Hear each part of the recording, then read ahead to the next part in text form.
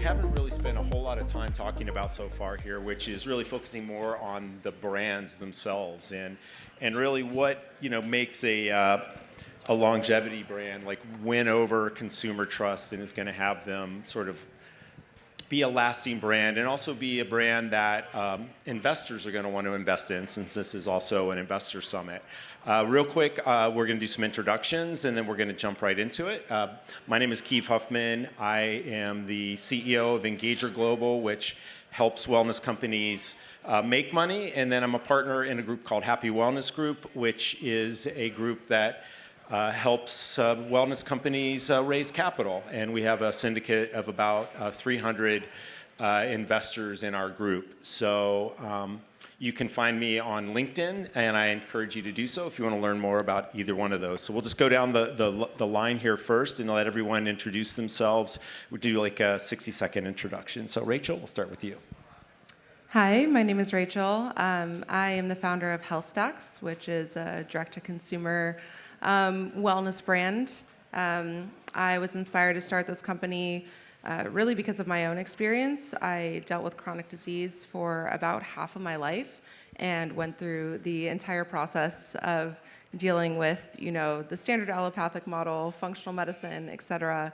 Had a lot of epiphanies over the years and really decided to dedicate my life and my career to finding significant answers for patients who are dealing with chronic symptoms. So that's kind of what I'm focused on now. And I guess we'll go to Nathan. Great, thank you, Rachel. So I'm Nathan Price. So in addition to being a professor at the Buck Institute, like I just talked about, I'm also Chief Science Officer for Thorne. I've been there for about 4 years in a primary position. So at Thorne, we're really focused on trying to bring deep science-backed wellness to people. As I mentioned, we work with about 5 million customers, about 47,000 healthcare providers. We have 3 kind of main things that we do. First is we provide supplements and nutraceuticals. Consumer Labs rated us the #1 quality brand in the United States this year. We do also the pieces that I'm most related to with, which is testing. So microbiome, blood tests, things of that nature, and especially AI systems, including one that we've launched on Thorne.com. And so my role is primarily focused on trying to take product line and things like this and try to transition from kind of being primarily a supplement type company to being a precision health company, thinking about both quality and then deployment through personalization. Hi, I'm Marc Macaluso. I'm the CEO and founder of Tomorrow Longevity, TMW. We are a new company who just launched in November of last year. We launched B2B and D2C. We are on the shelves of Erewhon and Monarch Fitness with Dr. Green, who couldn't be here. And our thesis is to create the most bioavailable and healthful products for customers on the market. And we developed our own proprietary liposomal technology that we used to create our very first product called Essential Longevity, which is a foundational all-in-one supplement which is supposed to make consumers' lives easier, to give them what they need on an essential basis to support their daily and long-term health. All right, so we have a great panel here. Yeah, as Marc had mentioned, unfortunately, Dr. Green had another appointment. He wasn't able to make it, but we're going to kick things off by bringing everyone up to speed with, where are we now with longevity and longevity brands, and what have been the most kind of significant shifts over the last 12 to 18 months to get us here? And we're going to have each one of you answer that, please. So Rachel, since you're right. Yeah, so I think, post-2020, there was a lot of recognition, I guess, that kind of came to not only the wellness industries, but longevity, right? There is a little bit of overlap between the two. And initially, it was exciting to see this explosion, but there was a lot of kind of early entrants that were charlatans, really, in the space. And consumers were taken advantage of to a certain extent. There's a lot of confusion, lack of education around various compounds. people really also started to lose a little bit of faith, I think, in some of the more traditional models that they were going through to manage their health, and started to empower themselves and try and take it into their own hands.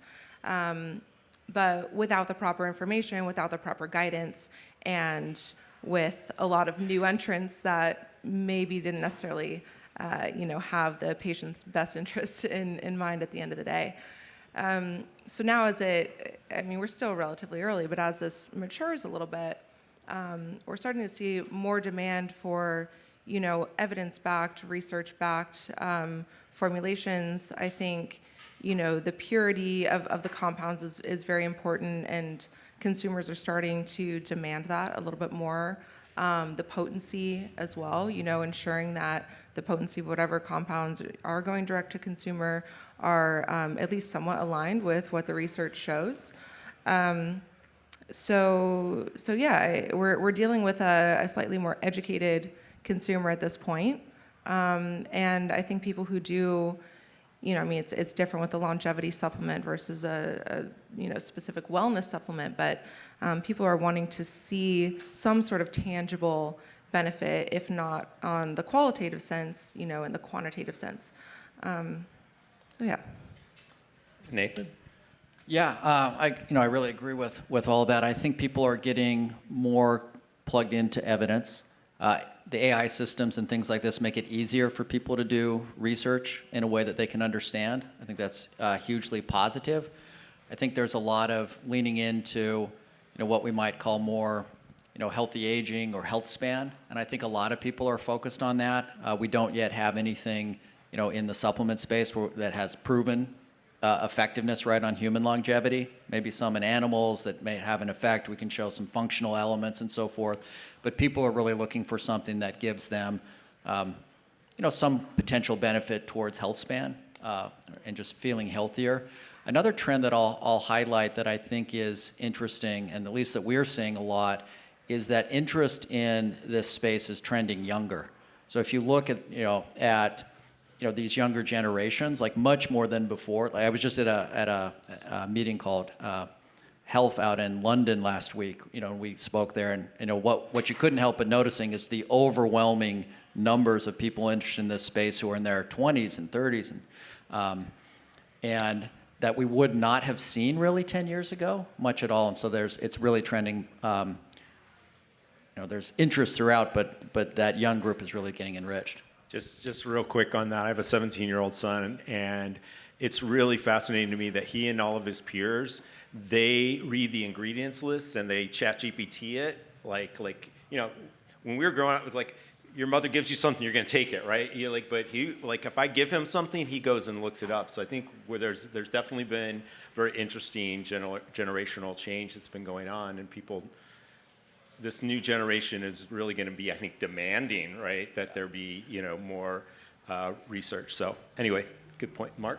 Yeah, I agree with all that.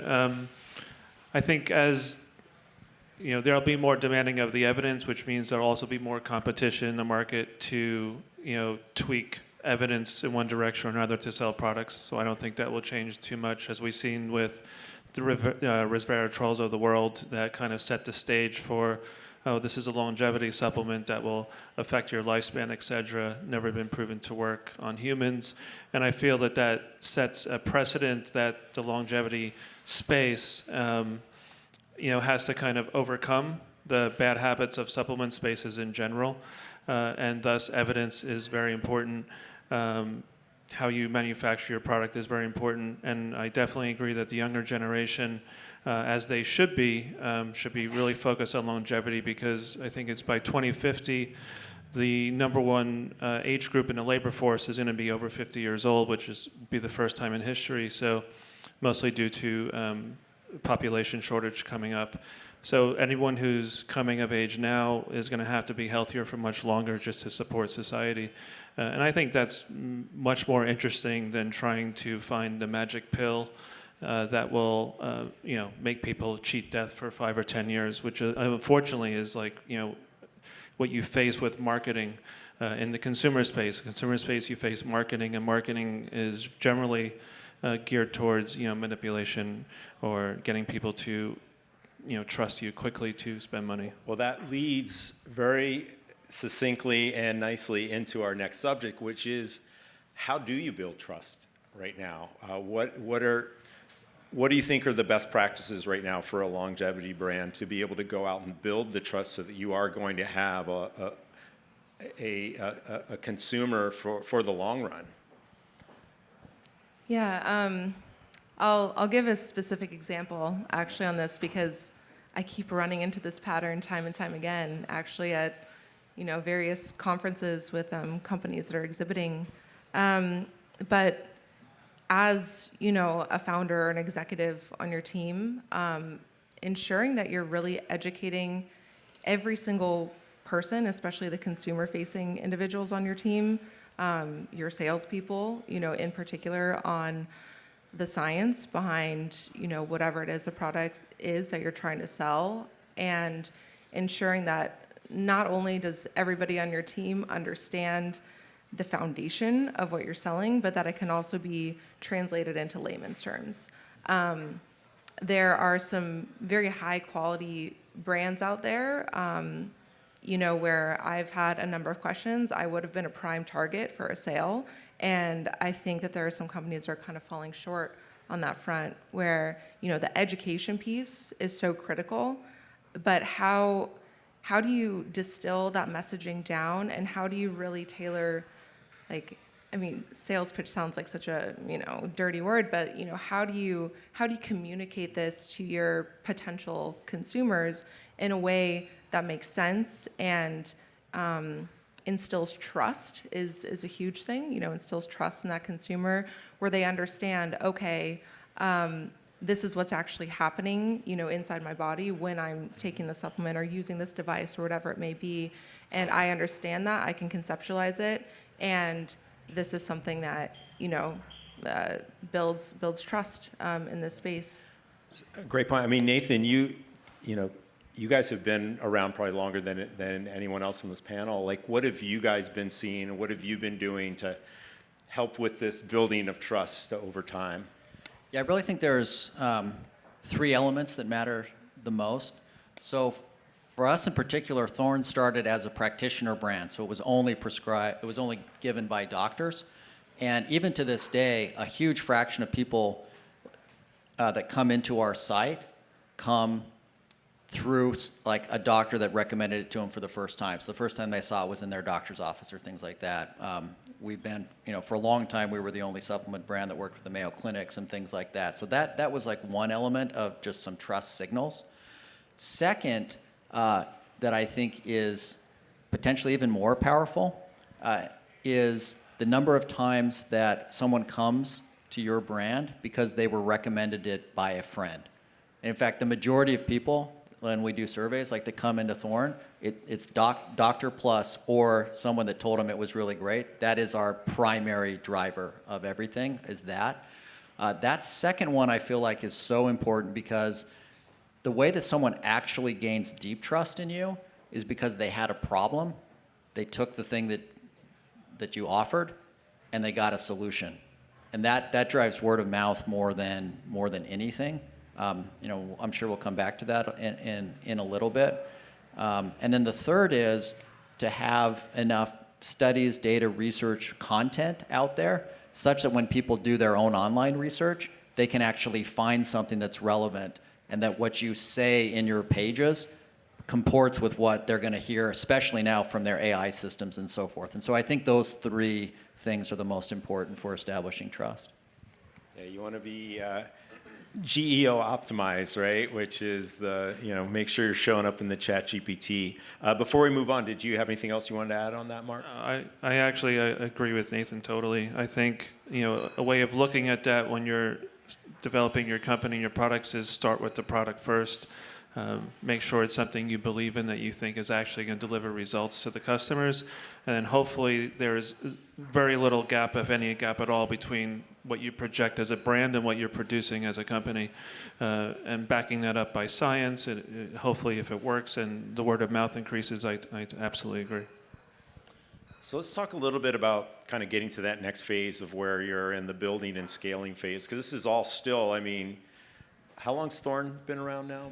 40 years. 40 years, okay. So 40 years to Pre-launch. Pre-launch to since November, so less than a year. We've got a wide range here, but I'd love to get your perspectives on, what it takes to really build and scale, and what you are focusing on at this stage to build put yourself in a position so that you will be here for the long haul, and that not only will you be something that consumers will gravitate towards, but as you're building something that investors will also be interested in helping you grow. So I'll let whoever wants to jump in first. It's not in any particular order. Marc, you want to Sure. Well, I can't speak yet about scaling, but I can say that the way we're approaching that stage of the business, which would be early next year, where we're looking to bring funding to scale, is to just establish, because we're small, we're not going to come in with millions of dollars a year in revenue, but we can come in with the right associations of proven brands that have shown trust in us and continue to show trust in us, and also traction with customers, and a product that works. Yeah. So, I guess we'll just go down the line the other direction. For us, it's been interesting because, well, one, Thorne has scaled tremendously over the last several years, even since we sold to L. Catterton a couple years ago into private equity. Our CEO said this publicly, so I guess but we've doubled revenues in the last 2 years. We've tripled EBITDA in the same time. The amount of interest in this as a category right now is massive. So you just see incredible growth. It feels like there is an acceleration on brands on the trust basis. So medically backed brands, higher quality brands are moving faster, because I think in the past it's been very hard for people to tell the difference between what works and what doesn't. Other groups have been, I think, incredibly helpful here to the space as a whole. Supco, for example. I mentioned Consumer Labs before, but Supco, if you're not aware of them, they just randomly pull supplements off of Amazon and then they test them.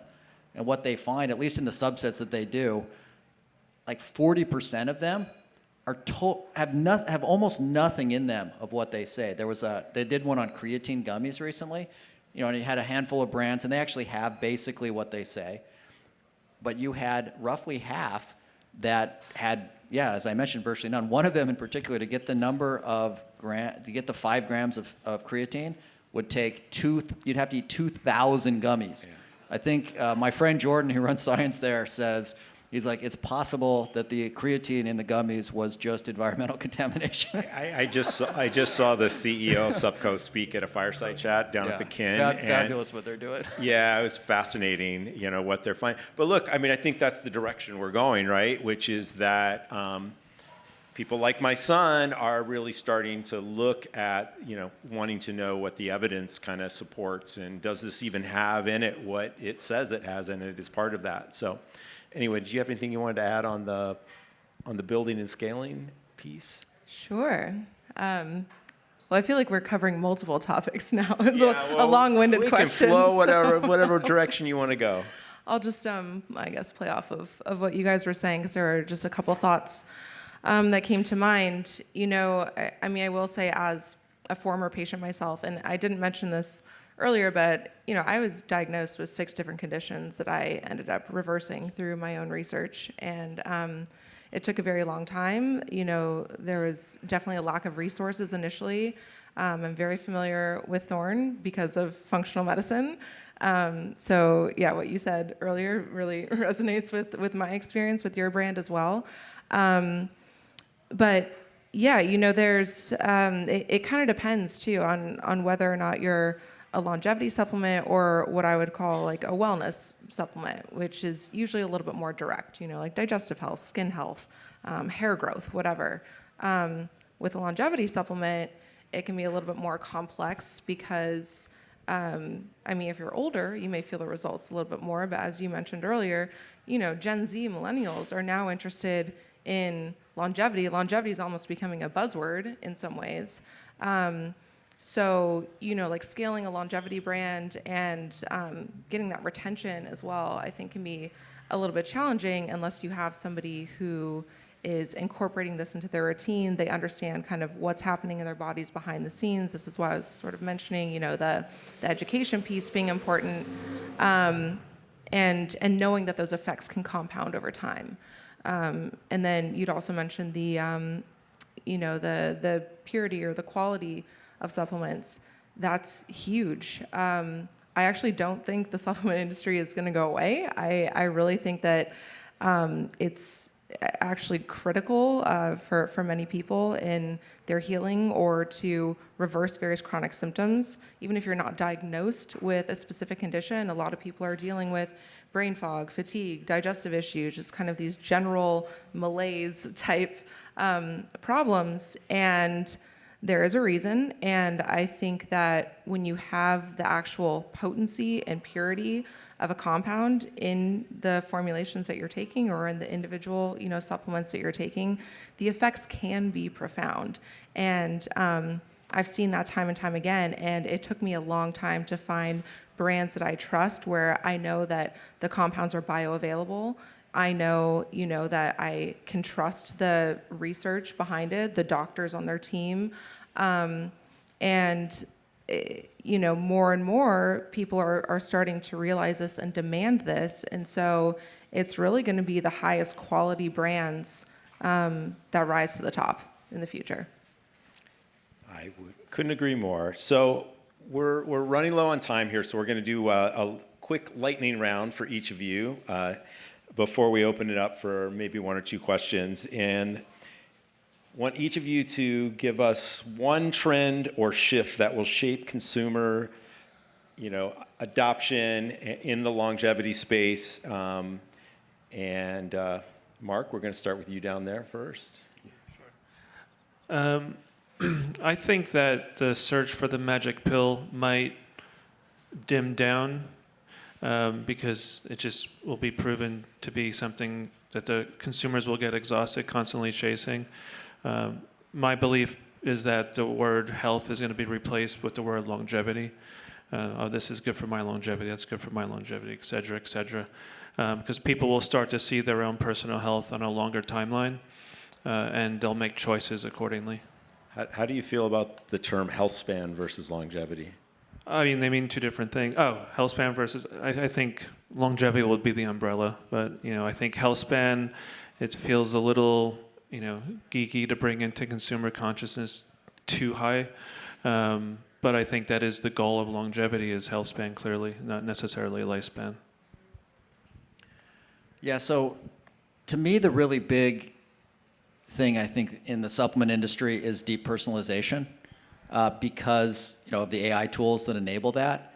And I do also agree that we're going to move away from this notion of the magic pill, because it's not the same for everyone. And the other thing that I really want to lean into in a big way is one of the big advantages of supplements versus, for example, drugs is, one, the safety profile tends to be good.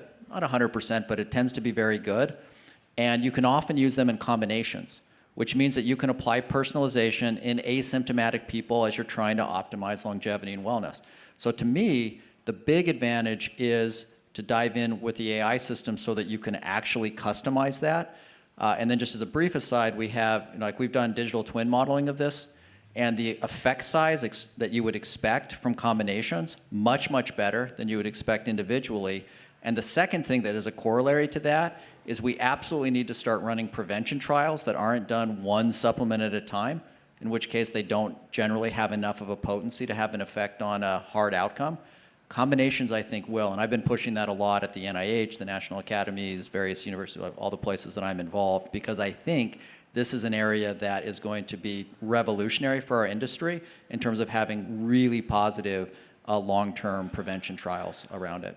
For trials, just real quick, I'm curious, Nathan, at Thorne, are you relying on outside partners to do trials, or are you doing them all in-house?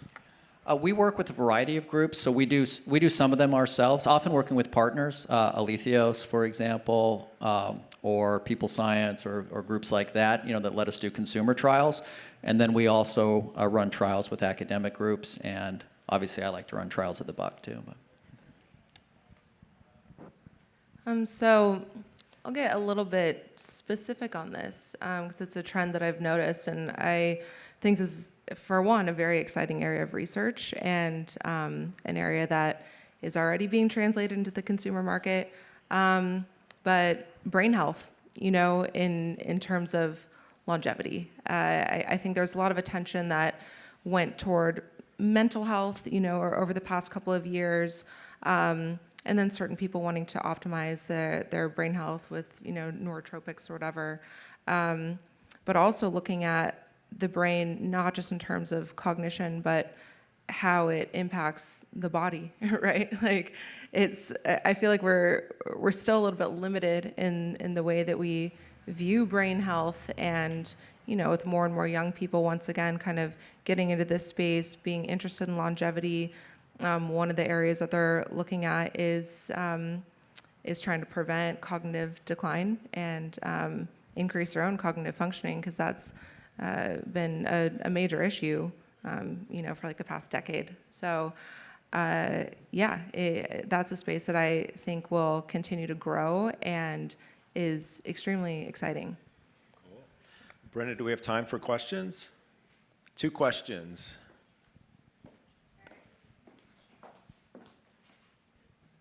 All right, Nathan, you mentioned that you're interested in treatment combinations, like for prevention studies. Like, what would be the top combination or top few supplements maybe that you'd be interested in really testing? Yeah, so it's not just like a combination that I want to test. It's basically a whole personalized set. So for example, brain health, right, which we're also really, really interested in. So we had worked with some partners a few years ago on digital twins of brain health, right? And so what you would do is that you actually build out a sophisticated model of what you think are the drivers of dementia, let's say, or of brain health. And I don't have time to dive into all of that, but there's many different functions that have to be supported. That could lead into the potential use of dozens of different supplements. So the trials that I want to run are not a trial on even a combination of supplements like a stack per se. It's literally a trial where the thing that's being tested is the digital twin model, which is a representation of everything I think I understand about that disease and every way that I think that the function of the various supplements affect the physiology, so that you'd get a combination of like 4 things, I'd get a different set, Rachel would get a different set, like we'd, whatever, right? And so, but the point is that we're actually testing our knowledge of that space and a personalized solution. So we have an AI system that my team just built for Thorne, we call Taya. For example, it could be using something like that to make the recommendations, and or we would say, all right, we have a model of how we think these things affect heart health or metabolic health or whatever, and that is the entity that gets tested. So you can still do a randomized clinical trial in the usual way, but it moves us into the space of giving people precisely what they need for very functional reasons, and away from, hey, this is the one thing that everybody should just do. I think over time we're going to move away from that because AI lets us do that now. Amen.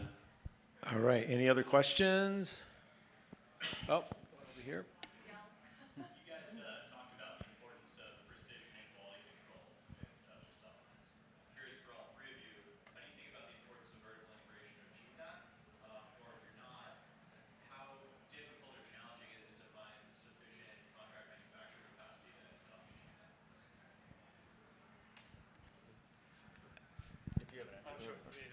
I guess say vertical integration is essential, I think, to have the best quality control. It doesn't mean you can't achieve it without it, but it just requires a lot more oversight and a lot more work, but it's essential. Yeah, I'll agree with that. We have mostly vertical integration at Thorne, all the way from, where where we source from all the way through to, we have a nearly 1 million square foot manufacturing facility. You can, in pockets, do some work with other contractors, and sometimes that's a smart thing to do, but we do, believe quite a lot in vertical integration. I mean, I pre-launch, so it's a little bit of a different situation, but yeah, I've run into this issue, where, I mean, for me personally as well, going through this, and I'm, all organic, I'm all about the purity. It is difficult to find, ideal partners and to really kind of tailor your supply chain in a way that that is aligned with the mission of the company. So it's possible. There are a few that I trust, and that's what we're going with. But yeah, it's consistently, that was actually where a lot of the initial work on my front went toward, because it was important to me. All right, thanks everyone. We appreciate it.